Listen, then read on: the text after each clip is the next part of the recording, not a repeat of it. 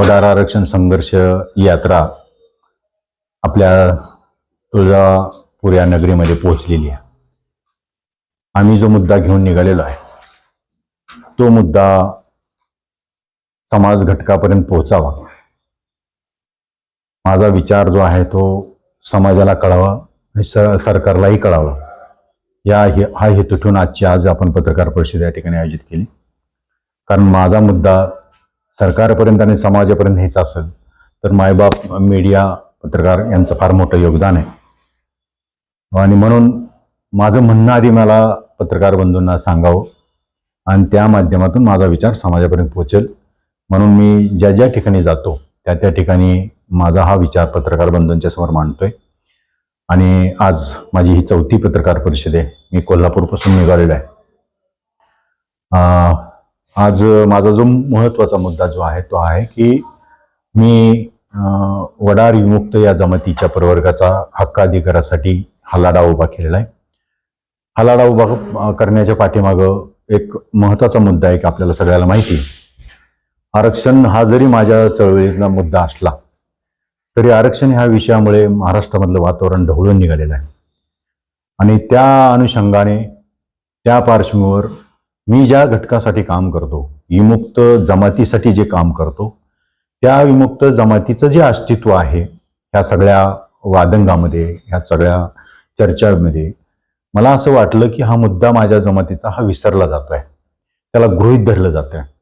त्याचं नेमकं अस्तित्व काय आहे, त्याचे हक्क काय आहेत हे कुणी सरकारही दखल घेत नाही आणि गप राहिलेला माझा समाज बांधवालाही ते पोचत नाही.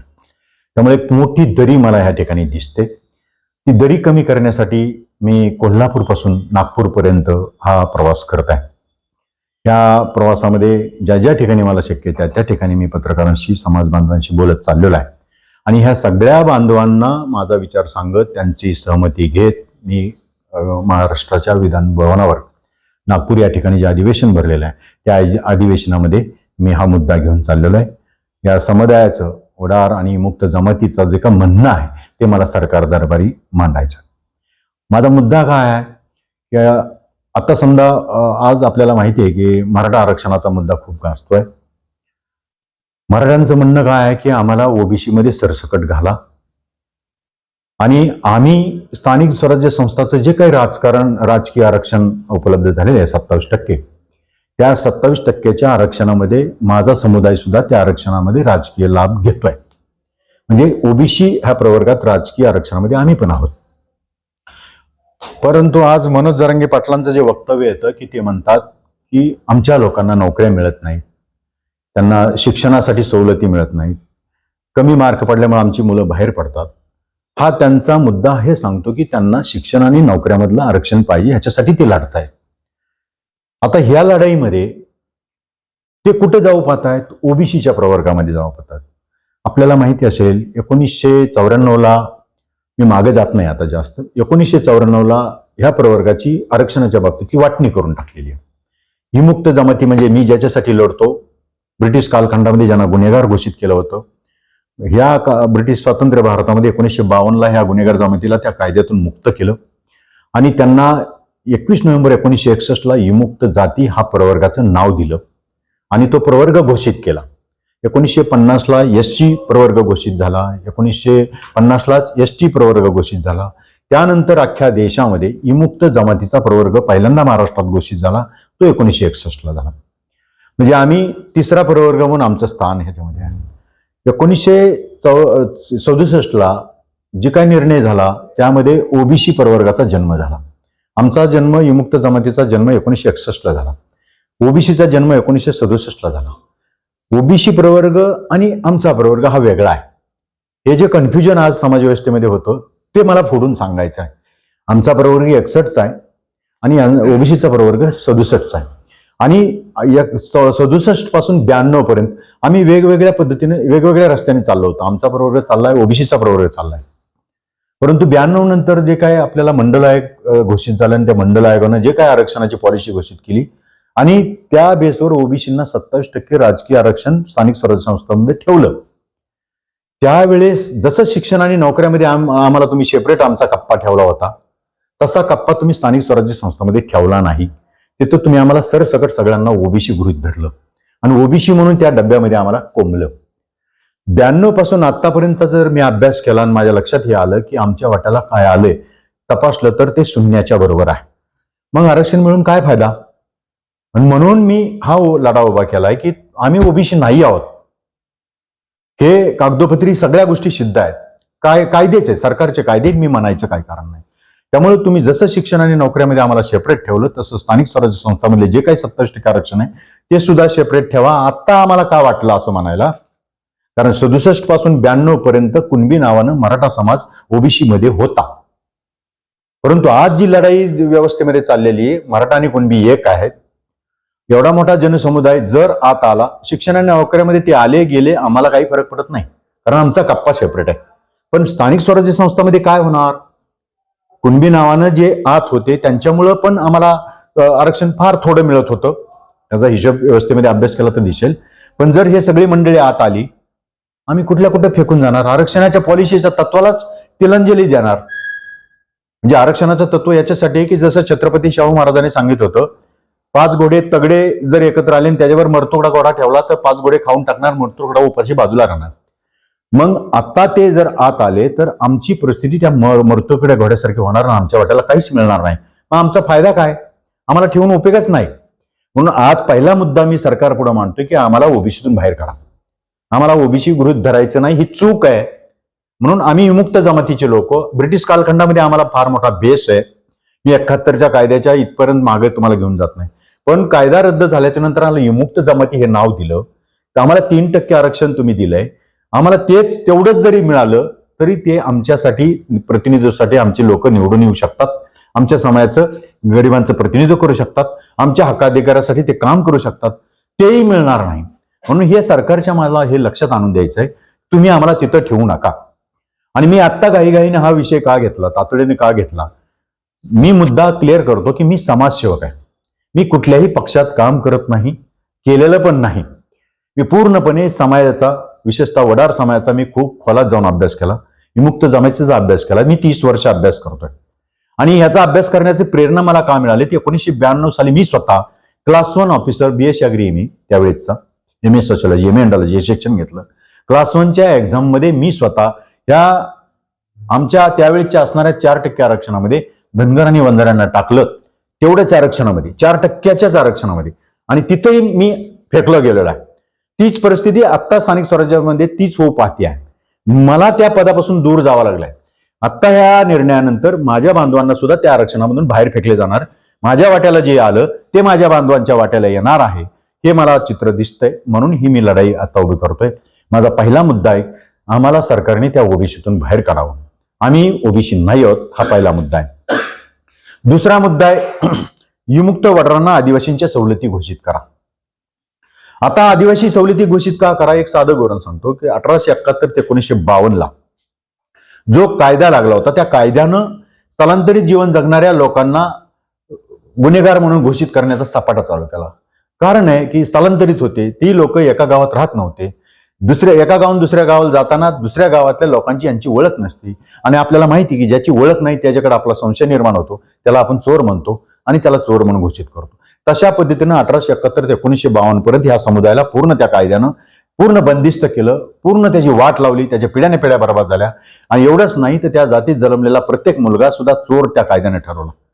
एवढी मोठी आमच्या ब्रिटिश कालखंडामध्ये 70-80 वर्ष आमची ती हेळसांड झाली असताना स्वातंत्र्यानंतर आमचा विचार तशा पद्धतीने करायला पाहिजे होता. क्रिमिनल ट्राईब्स ऍक्ट, गुन्हेगार आदिवासी कायदा. गुन्हेगार हा शब्द 1952 सरकारने काढला, आदिवासी शब्द राहिला. मग शिक्षा भोगायला आम्ही आदिवासी म्हणून चाललो या देशामध्ये, मग सवलतीसाठी का चालत नाही? आता फार मोठा लढा आहे. म्हणजे एसटीत टाका आम्ही अजिबात म्हणलेलं नाही. ते जंगलात राहणारे बांधव आहेत, ते आदिवासी ते वेगळे आहेत. आम्ही स्थलांतरित जीवन जगणारे आदिवासी आहोत. आम्ही त्यांच्यामध्ये जाऊ इच्छित नाही, त्यांना अजिबात डिस्टर्ब करू इच्छित नाही. परंतु स्थलांतरित जीवन जगणारे आम्ही आदिवासी होतो, म्हणून तर त्या कायद्याचे शिकार आम्ही ठरलो. आणि त्याला मुद्दा मला बाबासाहेबांचं तुम्हाला पुस्तक या ठिकाणी दाखवायचंय. आजचे ओबीसी म्हणून ज्याला आपण म्हणतो, शूद्रपूर्वी कोण होते? शूद्रांना, आजच्या ओबीसींना शूद्र हे नाव बाबासाहेबांनी दिलंय. हे 1946 साली बाबासाहेबांनी पुस्तक लिहिले. शूद्र कोण आहेत? आजचे जे काही मराठा बांधव आहेत, जे लढतायत. शिवाजी महाराजांचा राज्याभिषेकाची घटना काय सांगते? शिवाजी महाराजांचा राज्याभिषेक सुद्धा नाकारलेला आहे. का? शिवाजी महाराज शूद्र आहेत म्हणून त्यांना राजे होता येणार नाही, हे याच्यात इतिहास आहे. आणि म्हणजे मराठा हे सगळे शूद्र होते, ते खरं तर ओबीसीचे दावेदार आहेत, माझं असं म्हणणं आहे. आता माझ्या म्हणण्याला त्याला कोणी विचारत नाही, कोर्टाने ते मंडळी ठरवतील. परंतु त्याच्या पुढे जाऊन 46ला हे बाबासाहेबांनी लिहिलं आणि 48ला हे बाबासाहेबांनी पुस्तक लिहिलं. या पुस्तकामध्ये अस्पृश्य मूळचे कोण ह्या पुस्तकात बाबासाहेबांनी लिहिलं. ह्या पुस्तकामध्ये बाबासाहेबांनी असं म्हटलं, मी वळ तुम्हाला वाचून दाखवतो, ती फार महत्वाची आहे. आणि 1 जानेवारी 1948ला बाबासाहेबांनी हे पुस्तक लिहिलं. या पुस्तकामध्ये भूमिका पहिले, या पुस्तकाची लिहिताना बाबासाहेबांनी वाक्यरचना केली, शूद्राशिवाय हिंदू संस्कृतीने आणखी 3 सामाजिक वर्गांना जन्म दिला असून त्यांच्याकडे जेवढे लक्ष द्यावयास पाहिजे होते तेवढे देण्यात आलेले नाही. ते 3 वर्ग, अतिशूद्र, हे शूद्र आणि हे अतिशूद्र. त्या अतिशूद्रात कोण कोण आहेत? बाबासाहेब म्हणतात, पहिला शूद्रांचा वर्ग बाबासाहेबांनी लिहिलाय, गुन्हेगार समजल्या जाणाऱ्या जमाती यांची लोकसंख्या सुमारे 2 कोटीच्या जवळपास.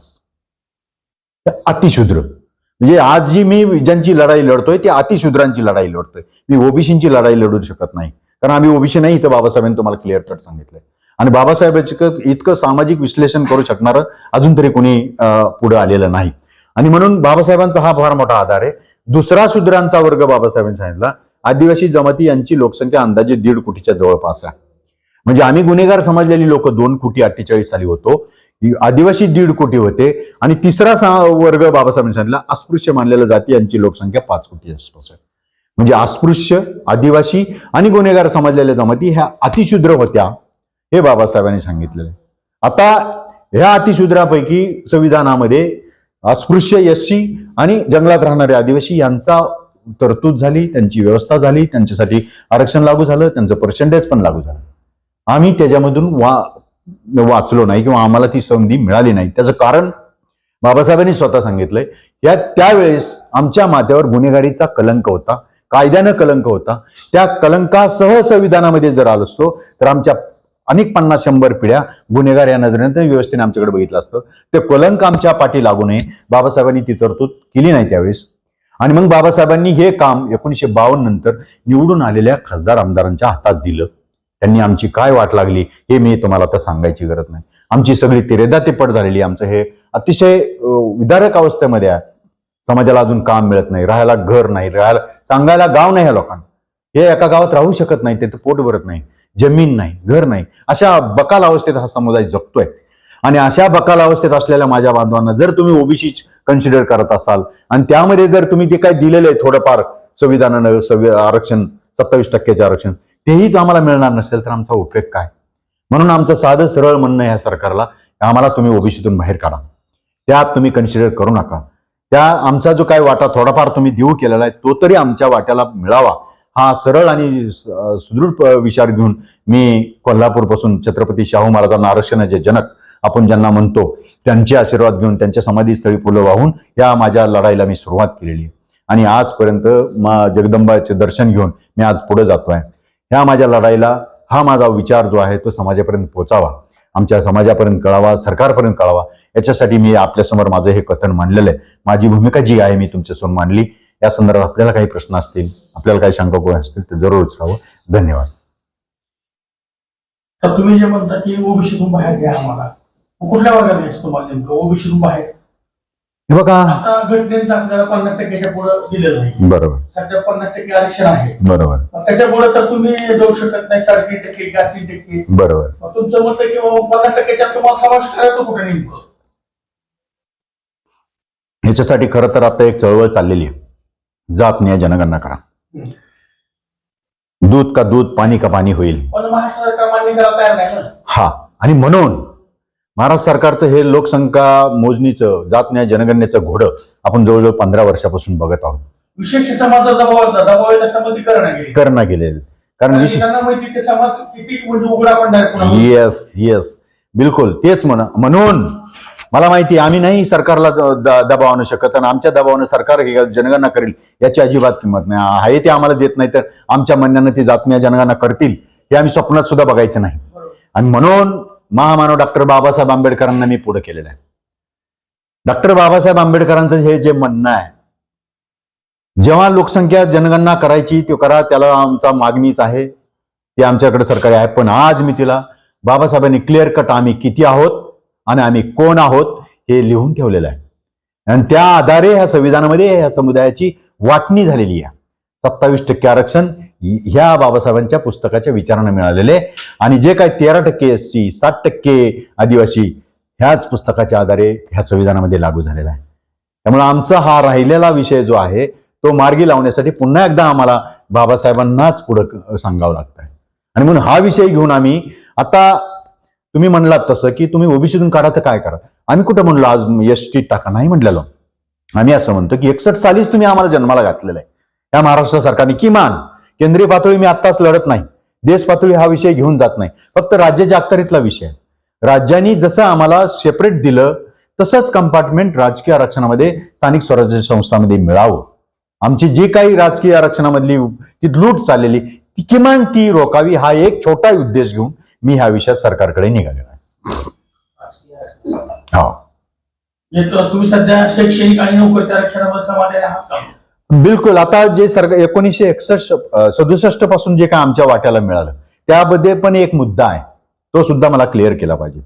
जसं 67 ला आरक्षण मिळालं, 92 पर्यंत ते आरक्षण होतं. त्या आमच्या कोट्यामध्ये जेवढं काय असं कॅन्डिडेट मिळायचे ते भरले जायचे.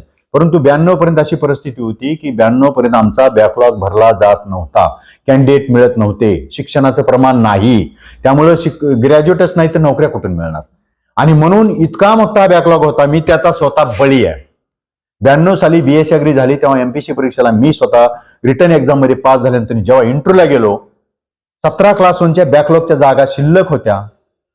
परंतु त्याच वेळेस ओबीसी मध्ये असलेले धनगर आणि वंजारी या 4% मध्ये वाढ न करता त्यात टाकले गेले. 92 ते 94 आम्ही एकत्र होतो. मूळ 14 विमुक्त जमाती, मूळ 28 भटक्या जमाती, धनगर आणि वंजारी आम्ही 4% मध्ये 92 ते 94 होतो. जो काही बॅकलॉग मागून शिल्लक राहिलेला होता त्या 2 वर्षात संपला. 94च्या लक्षात गोष्ट आल्याच्या नंतर सरकारने पण आपण आता 3% विजेला, 2.5% भटक्या जमातींना, 3.5% धनगरांना, 2% वंजारांना असं 4% आरक्षण 11% पर्यंत नेलं. 92 ते 94 मध्ये बॅकलॉग संपला. 94च्या पुढे जे आरक्षण लागू झालं आम्हाला वाटलं आता आमचं कंपार्टमेंट सेपरेट केलं, पण त्याच्यामध्ये पण एक मेक होती. या दरवाजातून व्हीजे म्हणून या, त्या दरवाजातून NT म्हणून या, त्या दरवाजातून धनगर म्हणून या, वंजारी या आणि आत कंपार्टमेंट मोकळं. म्हणजे अंतर्गत आरक्षण खुलं. तुम्ही एंट्री करा फक्त व्हीजे म्हणून आणि आत येऊन सगळे 11% म्हणून. त्याच्यात पण आम्हाला काय मिळालं हा पण संशोधनाचा विषय. येणाऱ्या काळामध्ये माहितीच्या अधिकारात ही आकडेवारी मी बाहेर काढील की 92 पासून आतापर्यंत अंतर्गत आरक्षण तुम्ही खुलं ठेवलं, उदात्त हेतू ठेवून. का ठेवलं माहित नाही, त्याच्या पाठीमाग काय पॉलिसी मी आत्ता बोलत नाही. पण ते जे काही 92 ते आतापर्यंत जे अंतर्गत आरक्षण तुम्ही खुलं ठेवलं शिक्षण आणि नोकऱ्यामध्ये, तिथं सुद्धा आमची लूट आहे. म्हणजे शिक्षण आणि नोकरीमध्ये पण लूट, राजकीय आरक्षणामध्ये लूट, असून उपयोग काय. म्हणून सरळ सरळ माझं असं म्हणणं आहे, अंतर्गत आरक्षण ठेवलेलं ते पण बंद करा. आमची पोरं 12-12 वर्ष MPSC करतात तरी त्याला जॉब करता येत नाही. काय झालंय तिथं, का गर्दी झाली, कुठून आली गर्दी. तर हा संशोधनाचा विषय. म्हणून ते जे काही तुम्ही कंपार्टमेंट आतलं खुलं ठेवलंय त्याला पण पायबंद घाला. आणि राजकीय आरक्षण तुम्ही जे 27% मध्ये दिले त्याला पण आम्हाला सेपरेट करून द्या.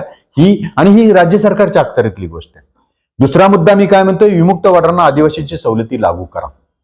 तुम्हाला ST टाका असं म्हणत नाही मी तुम्हाला. तुमच्या अधिकारात तुम्ही आम्हाला केंद्र सरकारकडे शिफारस करायच्या गोष्टी नंतरच्या आहेत.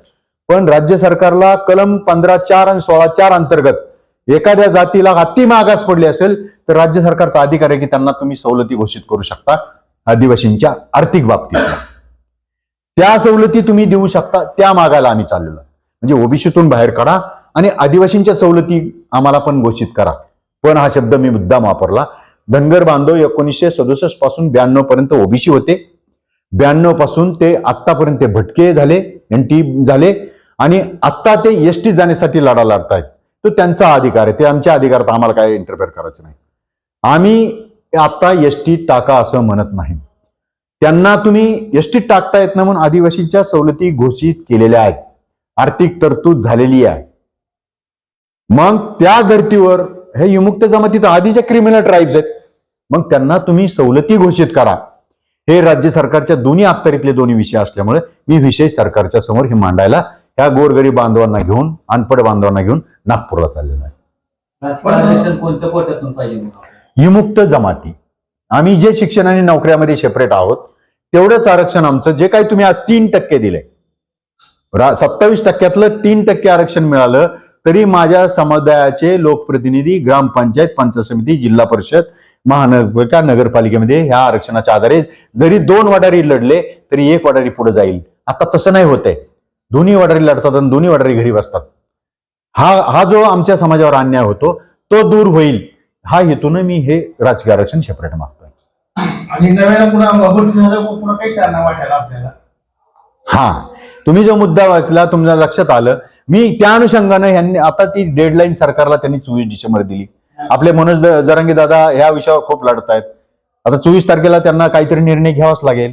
आता 7 डिसेंबर ते 20 डिसेंबर या सरकारचं अधिवेशन भरलेलं आहे. निर्णय प्रक्रिया तिथे घडणार आहे. त्या निर्णय प्रक्रियेमध्ये माझ्या समुदायाच्या सरकारने विचार घ्यावा, हा मला त्यांच्यासमोर प्रस्ताव मांडायचा आहे. तुम्हाला काय बुद्धी येईल ते येईल, त्या अनुषंगाने तुम्ही हा निर्णय घ्यावा. ह्या समाजाचं म्हणणं हे आहे, हे मी सरकारला सांगायला चाललेलं आहे. 24 तारखेला तुम्ही म्हणल्याप्रमाणे निर्णय झाला 77% मुक्त झाली जागा. मुद्दे फक्त 23 असतील. बिलकुल बिलकुल. आता हा बिलकुल तुमच्या पशीच आहे, बिलकुल बाकी कोणापाशी नाहीये. बिलकुल. तुमच्यापाशी समजा साम असेल, बिलकुल. बदल नसेल, पण तुमच्याकडे लाभ नाही. नाम नाही. लाभ नसल्यामुळे तुम्ही महागार येणार. Yes, बरोबर आहे. बिलकुल. आमच्या वस्तीने पण आहे. बिलकुल बिलकुल त्यामुळे आम्ही 77% जागा पण आमचं वर्चस्व राहणार. बिलकुल बिलकुल. ते आता तो माझ्या एकट्या प्रवर्गाचा नाही तर त्या 77% प्रवर्गाचा हा विषय आहे. ते सगळ्यांनी मिळून तो त्या संदर्भात पुढचं काय असेल ते धोरण ठरवलं पाहिजे. परंतु मी चेपलेला माणूस आहे, चेपलेल्या समुदायाचा प्रतिनिधी आहे. मी माझ्या ह्या कायदेशीर बाबासाहेबांचा आधार घेऊन ह्या सरकार पुढे घेऊन आलेला. आपली मागणी जर सरकारने नाही पूर्ण केला तर आपला निर्णय पुढचा कसा असेल? बिलकुल. हा तर आता समजा हा विषय मी समाज माध्यमाच्या माध्यमातून सरकार पुढे, लोकांच्या पुढे मांडतोय. मी आणखी लोकांमध्ये जाणार आहे. आजपर्यंत आज मी ह्या 7-8 दिवसामध्ये लोकांच्या पर्यंत किती पोहोचेल माहित नाही. खरं तर त्यांच्यापर्यंत पोहोचण्याचं तुम्हीच मला खरे मित्र आहात ह्या संदर्भातले. तुमच्या माध्यमातून जेवढा पोहोचेल ते पोहोचेल, पण मी आता थांबणार नाही. मला ह्या संदर्भातलं डॉक्टर बाबासाहेब आंबेडकर गुरु आहेत आणि बाबासाहेब आंबेडकरांची जी काय अर्धवट राहिलेलं स्वप्न आहे, हे बाबासाहेब आंबेडकरांचं अर्धवट राहिलेलं स्वप्न आहे, ते मी हातात घेतलंय आणि ते मी कडेला घेऊन जाणार. ह्या सरकारला मी भागच पाडणार. या सरकारकडून आम्ही ते वसूल करणार. कारण बाबासाहेबांनी आम्हाला हे अधिकार मिळवण्यासाठी बाबासाहेबांनीच आम्हाला निवडणुकीमध्ये मतदानाचे अधिकार दिलेले आहेत. शेवटी मला त्या अधिकारावर यावंच लागेल आणि हे मी माझ्या समाज बांधवाला येणाऱ्या काळामध्ये ठणकून सांगेल, समाज सांगेल आणि मी सरकारला पण आम्ही सांगणार आहोत.